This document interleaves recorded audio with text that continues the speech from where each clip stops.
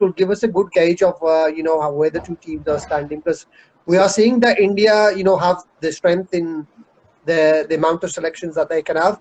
A player like Arshdeep can't get into the team. He would probably be knocking on the England door, Australia door, any other country. And also Umran Malik, that's another player that could be knocking on any door. But the Indian door is closed. I think Patel will be on the plane to Australia now. That's correct. That's correct. That's the reason why we're gonna have a word tonight regarding this team which India have picked for the two-match T20 series. It's a very young squad, and most importantly, I am pleased myself looking into the captain they have selected. It was a much-needed captaincy required after the success Hardik Pandya had for the Gujarat Titans, and I feel now it's time. If Hardik gets a series win versus Ireland, hopefully he should. And then I think he should be the backup captain after Rohit and KL. What do you think? I agree. As I said, the captaincy is a skill and an art. And before the IPL, everybody was laughing that Hardik was going to be the captain. But Hardik was, he's done an amazing job. And I think he's become more student of the game as well, whilst being captain. So he knows exactly what's going on. I think KL Rahul, for me, is too passive as a captain, and Correct. I like the arrogance of Hardik. Yeah, that's what I said. That in a limited overs, we do not have any more Virat Kohli, so I feel instead of KL Rahul, you can hand over the captaincy of a vice captain to Hardik. If not Bhuvneshwar Kumar, definitely Hardik, because we have seen the brilliance of KL Rahul in not able to defend games of more than 190.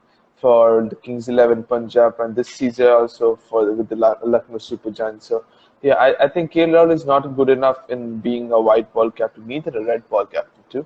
He's a very good player. He's a top player, but he's not a good captain in my opinion. Same goes for that. You also need a lefty ahead of Ravindra Jadeja, and that's the reason why I'm afraid if Dravid doesn't force himself and play.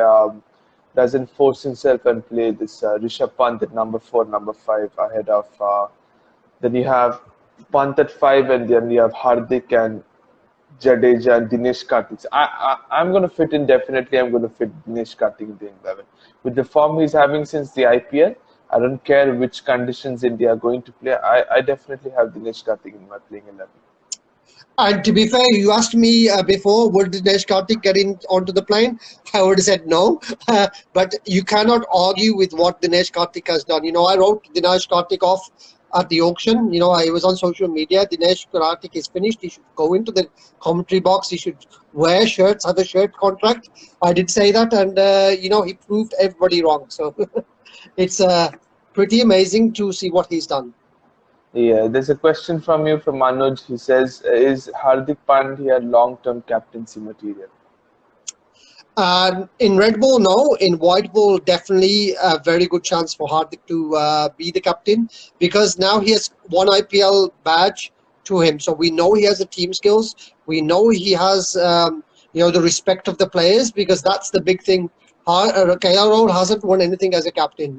Rishabh Pant has been 2 years of captain at Delhi Capitals, and he's won nothing. And then one that has won captaincy in his first round is Hardik Pandya. And as I said, you probably need that type of player and that type of characteristics to be a good captain at T20. So when Rohit will quit, I think Hardik should be there. That's correct. And he's very young. He still has many years to lead the Indian side. And I definitely think you're right. After the 50-over World Cup next year, I think after that, I think it will be curtains for many of the big guns like Kohli, Rohit. So yeah, so that's the time when Hardik needs to step up and take the Indian team further with the. I think if Hardik's batting, we can rely solely on his batting. I think the weakness for Hardik is always going to be the all-round attack.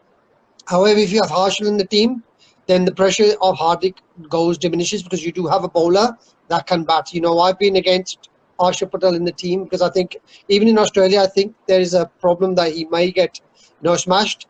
But the problem is none of your other bowlers can bat. And the only one that can bat and bowl reliably is probably Harshal, because he opens for my home state, Haryana. So, the batting is there for him. That's correct. I don't rely much on Bhuvaneshwar Kumar. For me, my batting ends still Harshal Patel. After that, you have Bhuvi, you have Shami. They're all just swingers. Shami is a swinger. If it connects, it's go out of the MCG, basically like that. But if it doesn't, then it's Nick outside edge to the keeper. So it's that kind of player. I don't use Wendell Chal. These are yeah. We have a very poor tail and in all three formats, and that's the reason why we always struggle in test matches as well. Like when we lose both either of Ashwin and Jadeja, and then we just think maybe 10 runs and we are all bowled out. That's exactly what happens. We have a very poor Yeah, tail and when that's the compared to problem the we others. have, and it's all formats cricket. It's at ODI level, T20, and also at Test match level, because that's the big thing now. Is like, okay, we have Shubman and Rohit to open at the Test match series. If one of them fail quite early in England conditions, which is very difficult, because if the ball is swinging in the morning, Jimmy Anderson or Stuart Broad can bowl you out before lunch. And again, if you've got a longer tail, that's definitely the likelihood of that happening is big. So yeah, it's just ramping up here around this India coming.